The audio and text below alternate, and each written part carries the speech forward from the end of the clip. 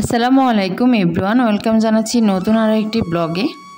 আজকে আপনাদেরকে নিয়ে যাব আরএফএল শোরুমে। তো চলুন আরএফএল শোরুমে কী কী কালেকশন নিয়ে আসছে, ওরা নতুন নতুন কী কী কালেকশন নিয়ে আসছে এটাই আপনাদের সাথে শেয়ার করার চেষ্টা করব। আর সাথে আমি কী কী কেনাকাটা করেছি ওগুলো আপনাদের সাথে শেয়ার করব। শুরুতে যে সেকশনটা দেখতে পাচ্ছেন যে পানির বোতলগুলো এত সুন্দর আর এত ইউনিক কালেকশন, কি বলবো, আপনারা তো দেখেই বুঝতে পারছেন। আসলেই মাথা নষ্ট করা কালেকশন, খুব ইউনিক ছিল পানির বোতলগুলো। আর এই সেকশানে কিছু কাচের জিনিসপত্র আছে, সিরামিক্সের কিছু জিনিসপত্র, এগুলো তেমন একটা ভালো লাগেনি সব সময়ের মতোই যেগুলো থাকে। আর এদিকে আছে কিছু গ্লাস, তারপর হচ্ছে পানির মগ, চায়ের কাপ,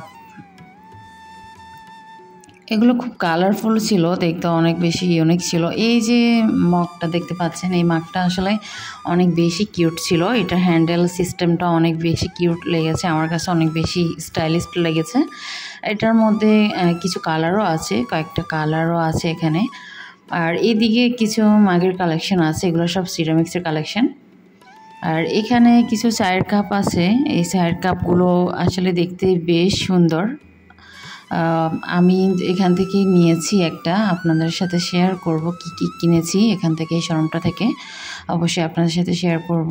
আর যে এই যে আরও একটা কাপ যেটাতে গুড মর্নিং লেখা, চায়ের কাপগুলো ট্রান্সপারেন্ট। আর এটা হচ্ছে আপনারা তো যারা ইউজ করেন তারা তো জানেনই, এটার কাজটা খুব পাতলা আর অনেক ওয়েটলেস একদম, তো এই জন্য সুন্দর লাগে। আর এই যে মগগুলো দেখতে পাচ্ছেন, এগুলোর হ্যান্ডেলটাও খুব সুন্দর ছিল, অনেক স্টাইলিশ ছিল।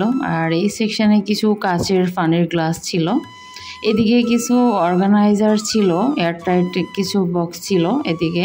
এগুলো বেশ দাম মোটামুটি আমার কাছে আসলে মনে হয়েছে একটু বেশি। আরএফএলের শোরুমের জিনিসগুলোর দাম একটু বেশিই হয় কেন জানি। আর হচ্ছে এই দিকে কিছু হ্যান্ড ওয়াশ রাখার ছিল। আর এদিকে কিছু আপনারা আলু, পেঁয়াজ, রসুন, টুকিটাকি বাজার অর্গানাইজ করার জন্য এগুলো ইউজ করতে পারেন। এই যে এদিকে ওয়ার্ড্রোবের কালেকশন, তারপরে হচ্ছে কর্নার ছিল, ভেজিটেবলস র্যাকগুলো ছিল এদিকে। আর এই সাইডটাতে চেয়ার টেবিল ছিল হিউজ পরিমাণে। এগুলো যদিও আগেরই কালেকশন, নতুন কোনো চেয়ারের কালেকশন আসেনি, এগুলো তো আগে থেকেই দেখতে পাচ্ছি। আর এদিকে কিছু জার আছে, স্পাইসি জারগুলো আছে কিছু এদিকে, এগুলো সবই হচ্ছে প্লাস্টিক। আর এই যে এই সেকশনটাতেও কিছু জার রাখা আছে। আর এই সেকশানে কিছু টুল রাখা আছে, বাচ্চাদের টয়েস রাখা আছে, হিউজ পরিমাণ টয়েস ছিল বাচ্চাদের, অনেক সুন্দর সুন্দর। যাদের বেবি আছে আপনারা চাইলে এখান থেকে টয়েসগুলো কালেক্ট করতে পারেন, যদিও দাম একটু বেশি কিন্তু গুণগত দিক থেকে মান থেকে অনেক ভালো। আরএফএলের প্রোডাক্ট আসলে যদিও একটু বেশি এক্সপেন্সিভ, টাকা একটু বেশি খরচ হয়ে যায় কিছু কেনাকাটা করতে গেলে, কিন্তু এগুলা মানের দিক থেকে ভালো, এটা অন্তত গ্যারান্টি দিতে পারি। আর যারা ইউজ করেন সবসময় আরএফএলের জিনিস তারা তো জানেনই। আর এদিকে কিছু ওয়াল হুক ছিল, বিভিন্ন হরেক ডিজাইনের কিছু ওয়াল হুক ছিল এদিকে। আর এদিকে বেবিদের কিছু ব্রাশ ছিল,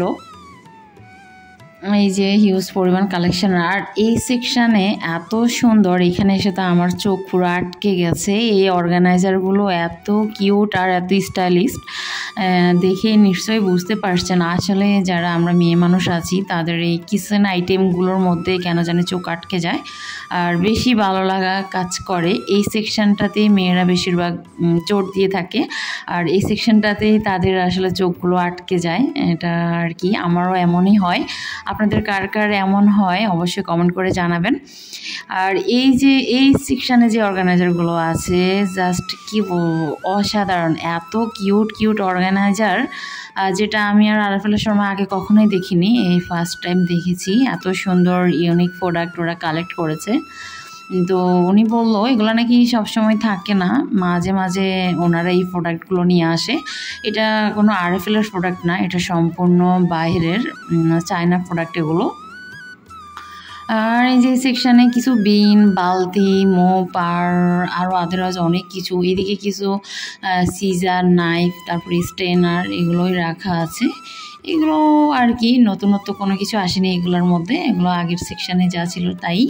আর এই যে এখানে কিছু স্পুন আছে, আর এগুলো হচ্ছে সব সময়কার ডিজাইনটাই।